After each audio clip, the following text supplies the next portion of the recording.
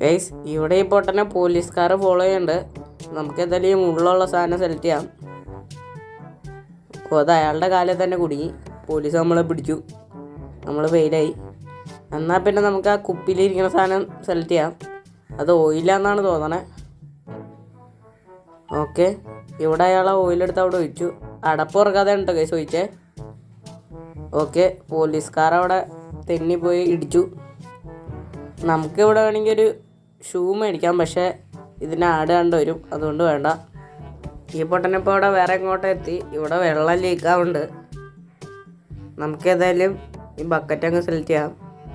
സ്പാനറൊക്കെ എടുത്ത് പണിയാൻ തുടങ്ങിക്കഴിഞ്ഞാൽ ഇവൻ കൊളാക്കും, അത് ഉറപ്പാണ്. നമുക്കിനി ഇവിടെ നിന്ന് പോവാം. ഇത് തന്നെ, ഇത് കാട്ടുപോത്താന്നാണ് തോന്നണേ. നമുക്ക് ഏതായാലും ഈ റബ്ബർ സെലക്ട് ചെയ്യാം. ഓക്കെ, ഇയാളതിനെ വെച്ച് മാച്ചളഞ്ഞു. എന്തൊക്കെ ലോജിക്കല്ലേ. നമുക്ക് ഏതായാലും ഇവിടെ നിന്ന് പോവാം.